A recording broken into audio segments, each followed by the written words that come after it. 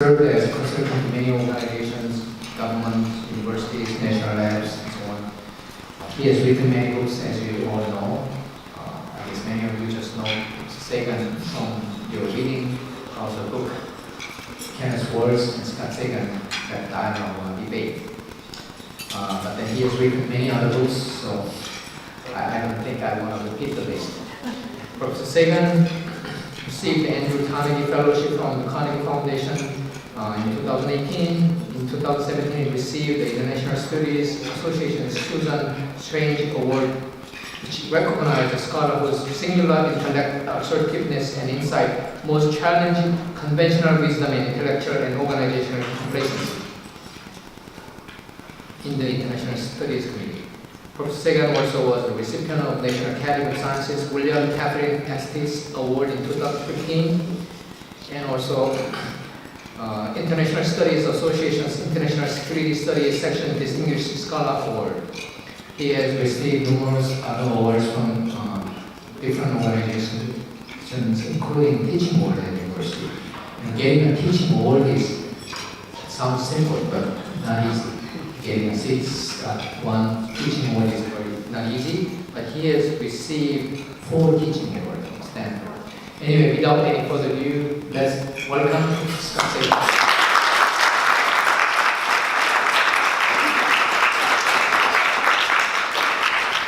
Thank you, Professor Yoon, for that very warm introduction. It's a real both pleasure and an honor to be here with you, and I've very much enjoyed the day. I'm going to give you tonight a sneak preview of a draft article that will be appearing in Foreign Affairs, the tentative title of which is called Deterring Dictators. And it's an effort to try to put what is happening in the nuclear world today into a longer-term context. I'm aware that I'm speaking after dinner between you and giving out awards, so I'm not going to take Q&A, but your homework assignment is to jot down things that I get wrong that you want to tell me I should correct, or cases that I leave out that you want me to add, because I just have a couple days before this piece is due at the publishers. The future, in my view, will be dark and dangerous because of the rise of personalist dictatorships in states that currently possess or could acquire nuclear weapons.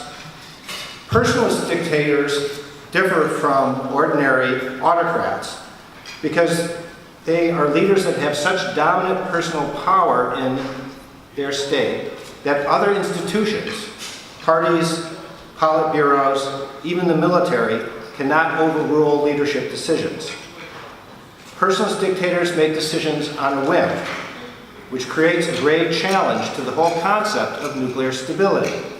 During the Cold War, we often used to say that deterrence requires pristine rationality on the part of leaders.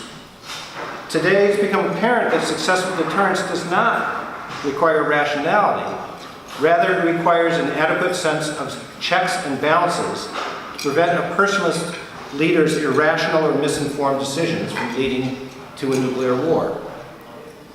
Saddam Hussein's actions in the early 1990s, invading Kuwait, threatening to engulf Israel in a sea of fire, launching Scud missiles at the Israeli Dimona nuclear reactor, were early warnings of the dangers of nuclear weapons in the hands of an unpredictable dictator. But Saddam did not possess nuclear weapons in the 1990s. Kim Jong-un does today, and shows no signs of getting rid of them anytime soon. And I fear that other unconstrained personalist leaders lurk just over the horizon. Personalist dictators are more likely to seek nuclear weapons in the future, and if they get them, such leaders are more likely to use nuclear weapons. The United States therefore needs to beef up its non-proliferation nuclear diplomacy to reduce the risk of nuclear acquisition, but the U.S. also needs to both tone down its threats and tailor its nuclear doctrine to better deter personalist dictators if possible, and be prepared to fight and defeat them effectively and ethically if absolutely necessary. So some background. Since 1945, 5 democracies, the US, the UK, France, Israel, and India, and 5 non-democratic states: the USSR, China, Pakistan, South Africa, and North Korea have acquired nuclear weapons. Democracies, such as Sweden and Australia in the 50s and 60s, and non-democratic states, such as Egypt in the early 60s or Brazil under military rule in the 80s, have all tried starting nuclear programs and then abandoning them. Democracies and autocracies alike have joined the NPT as non-nuclear weapon states, pledging not to manufacture or otherwise acquire nuclear weapons. But the historical record shows clearly that only autocracies have started or maintained nuclear weapons programs after they signed the NPT. These NPT cheaters include Romania, Taiwan, Iran, Iraq, Syria, North Korea, Libya, and I should note here, South Korea briefly in the 1970s. All these states, with the possible exception of Iran, were highly personalist regimes with a leader whose singular power over other actors was undisputed. Now, political scientists have identified both security and domestic reasons why personalist dictators find nuclear weapons particularly attractive. Personalist leaders often feel threatened by foreign governments.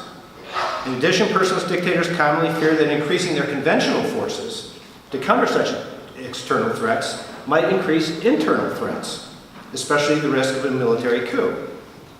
Such leaders also are less likely to fear the effects of international sanctions, and they're less constrained by domestic rivals who oppose spending scarce resources on nuclear weapons because there aren't that many rivals. Finally, personalist dictators are rarely constrained by the rule of law. They are therefore more likely to cheat on treaties that they sign because they might not get caught, and they know that even if they are caught, their violations won't create domestic audience costs among opposition leaders because those opposition leaders don't exist. Some of the very traits that make personalist dictatorships risk-prone also has made them incompetent in the past. Such dictators often weaken their state institutions, making military and science organizations personal rather than professional, which makes nuclear ambitions more difficult to achieve. Romania's laughable secret nuclear program was run as a pet project by Elena Ceausescu, for example, the wife of strongman Nicolae Ceausescu. Saddam sent a number of his senior nuclear scientists to prison. Muammar Gaddafi's Libya was the gang that couldn't proliferate straight.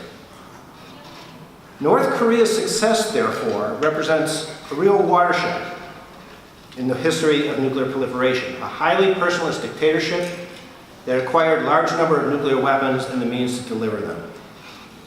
This success can be traced to many causes: North Korean persistence, the black market assistance, particularly AQ Khan, and help from companies in the Ukraine for high-performance liquid-propelled rocket engines, skillful reverse engineering in North Korea, and support for scientists, and the failure of the US to get firm global sanctions until it was too late. North Korea's success may also serve as an inspiration, however, for others. Other governments may calculate that they can copy the North Korean model, especially if Pyongyang decides to help carry them across the nuclear threshold. And let me remind you that North Korea tried that already. In 2007, the North Koreans were caught constructing a secret nuclear reactor to produce plutonium for weapons in the Syrian desert. The Israeli Air Force fortunately destroyed the reactor before it was fueled and went hot. Now, it's difficult to predict precisely which new personalist regime is likely to be the next proliferation threat. I'd love to get your list. I include Syria, Turkey, Saudi Arabia, but there may be others on the horizon. But it's clear now that the spreading democratic wave that everyone lauded in the recent past has been hit with a countercurrent of authoritarian rule. The next nuclear age will present new challenges, therefore. So the first is that nuclear proliferants are like nuclear powder kegs. Personalist dictators are hard to deter. They may value their own lives and their families and cronies, but they place less value on the lives of their own citizens. They vanquish rivals, coup-proofing the regimes, as I mentioned, and they rely on sycophants, often family members, valuing personal loyalty above professional competence or expertise. These leaders surround themselves with yes men who do not challenge their assumptions and certainly do not challenge their authority. Such proclivities make personalistic dictatorships more risk-prone, sometimes leading to foolhardy aggression. Colonel Gaddafi secretly ordered a government-sponsored terrorist campaign against Americans in early 1986, for example, leading to the April 5 Berlin nightclub attack, and on April 15th, the US Air Force and Navy retaliatory strike on Libya. Pervez Musharraf, the future military strongman in Pakistan, launched a military incursion in Indian-held Kashmir in 1999, which led to the Kargil War, without even vetting his plans with his prime minister. Saddam Hussein in Iraq even forbade his intelligence agencies from providing intelligence on the United States, telling them, and I quote, "I don't want either intelligence organization to give me analysis. That's my specialty. Some of it out of deduction, some of it through invention and connecting the dots, but all without having hard evidence." These decision-making pathologies also make a personalist regime accident-prone. It's well known that North Korea has a preemptive military doctrine that is planning to strike first if Kim Jong-un receives information that the US attack is deemed imminent and unavoidable. That's known. But what's not known are the exact warning indicators upon which Kim's preemptive war decision would be based. But certainly, a tactical warning that a missile had just been launched and was incoming would be one such warning indicator. But wait, didn't that already happen? On January 13th, 2018, the US experienced exactly that. Serious false warning of a nuclear attack occurred when the Hawaii Emergency Management Agency system operator, having been told by a supervisor that an exercise was not a drill, posted a warning that Hawaii was under attack from North Korea. Throughout the island, citizens panicked, some running for the beaches, while others, more appropriately, sought shelter inside their homes.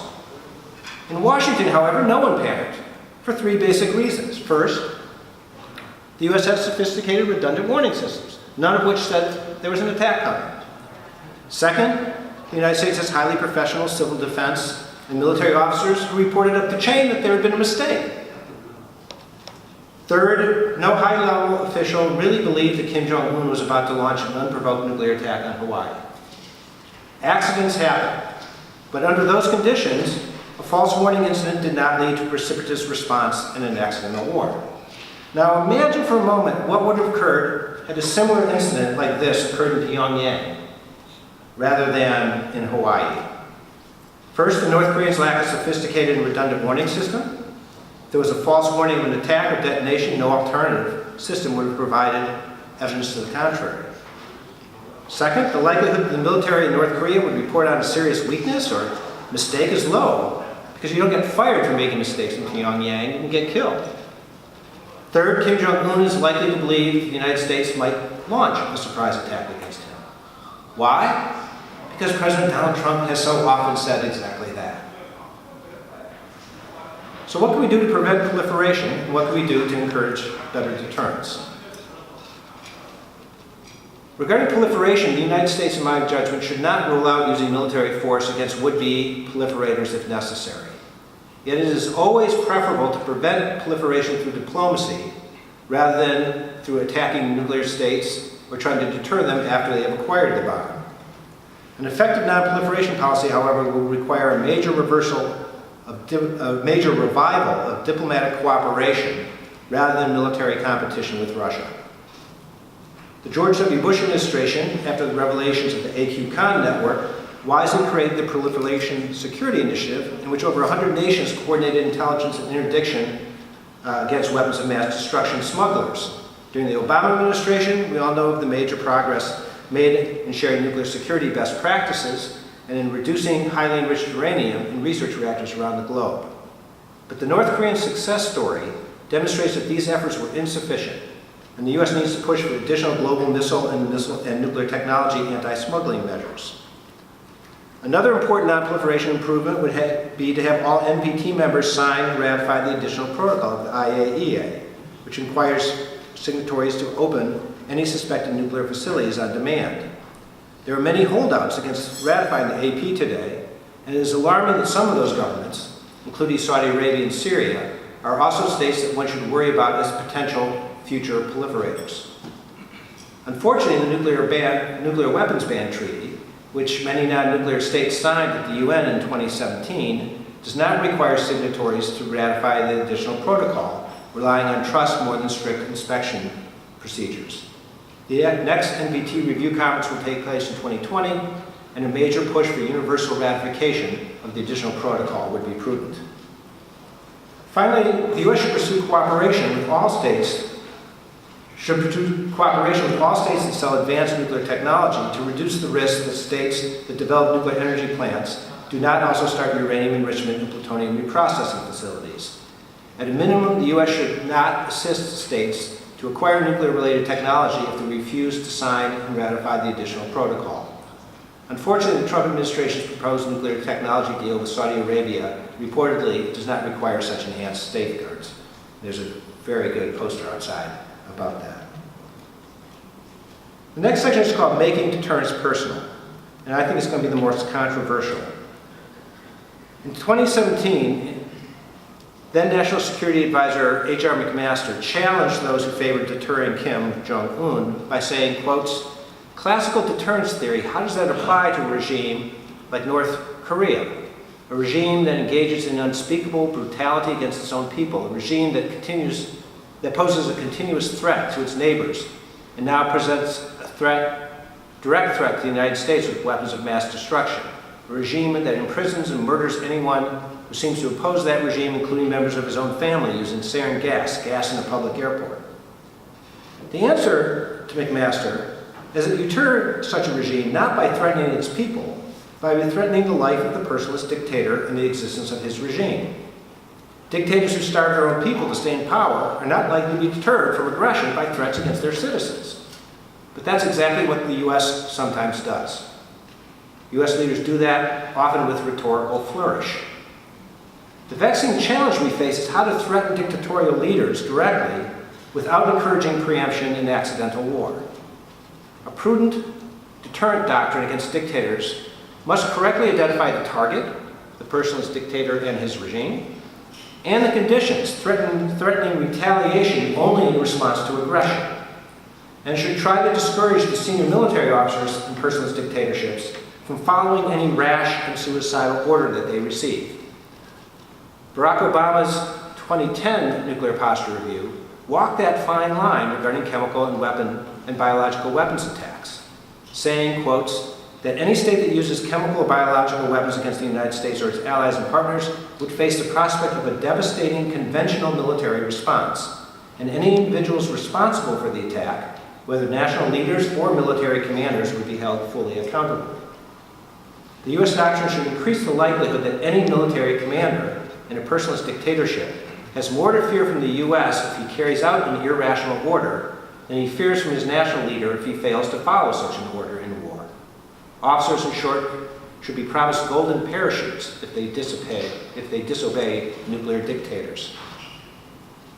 Deterrence also requires a clear threat of unacceptable punishment and a clear commitment that the punishment will only come in retaliation to an attack. Here, the Trump administration's 2018 nuclear posture review got it right. North Korea, the survival of the Kim regime is paramount. Our deterrent strategy for North Korea makes clear that any North Korean nuclear attack against the United States or its allies and its partners is unacceptable and will result in the end of that regime. There is no scenario in which the Kim regime could employ nuclear weapons and survive. In contrast, President Trump has repeatedly either gotten the target wrong or the condition wrong, and sometimes both wrong. In August 2017, Trump threatened to start a preventive war of unprecedented destruction with North Korea, saying North Korea best not make any more threats to the United States. They will be met with fire and fury like the world has never seen. The UN in September threatened to, quote, totally destroy North Korea, which sounded grossly indiscriminate.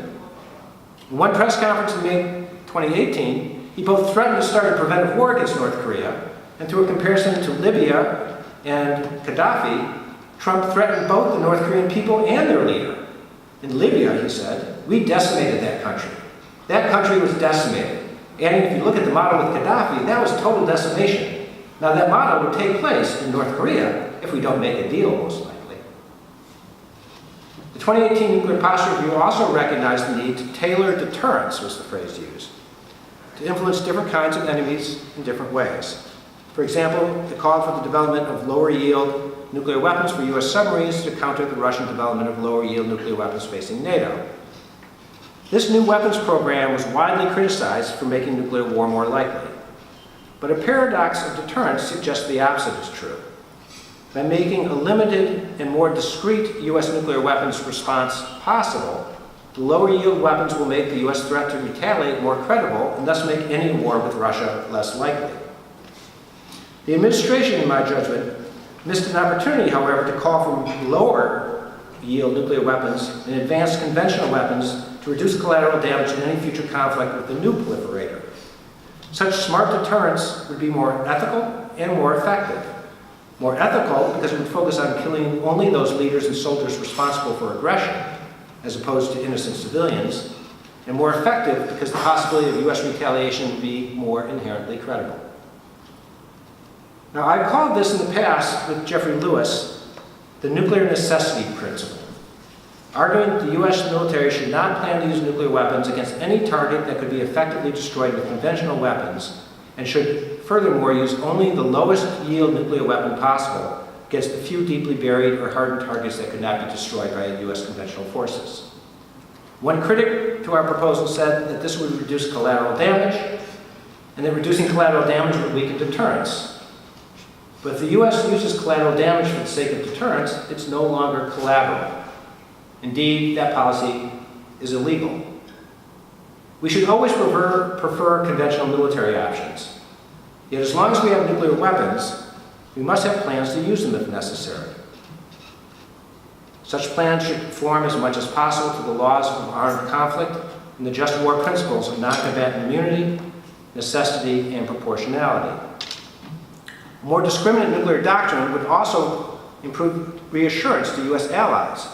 As you will well know here, the South Korean government and people, for example, were appalled by Trump's casual threat to totally destroy North Korea.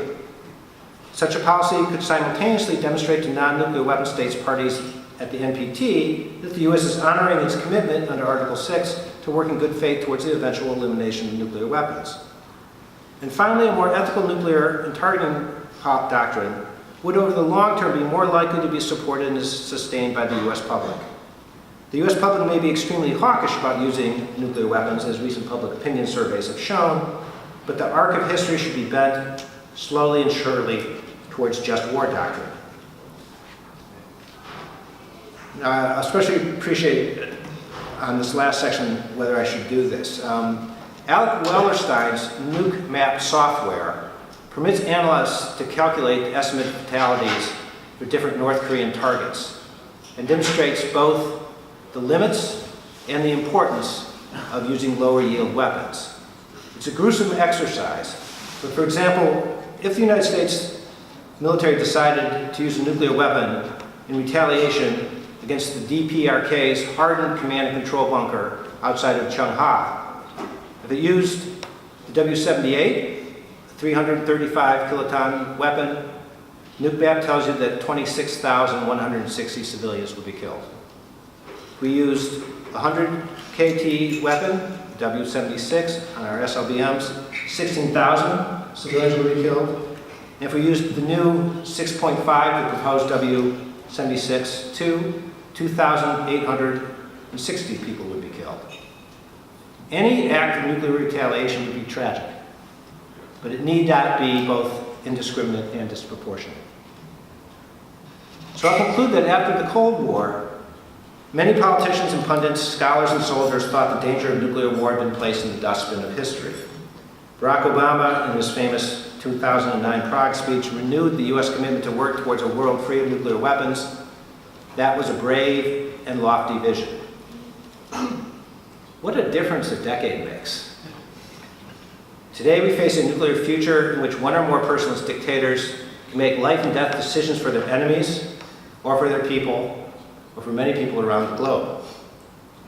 The U.S. should remain committed to the distant disarmament goal, but will have to be much smarter about tailoring deterrence against new enemies in the meantime. Thank you.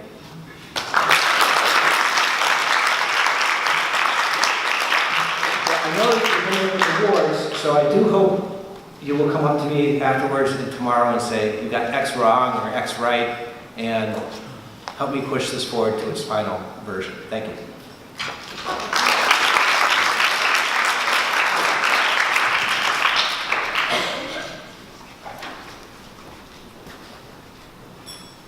Thank you for saying your speech resonates with many of the things we heard throughout the day. I think we should change the way we think, how we think in dealing with countries of North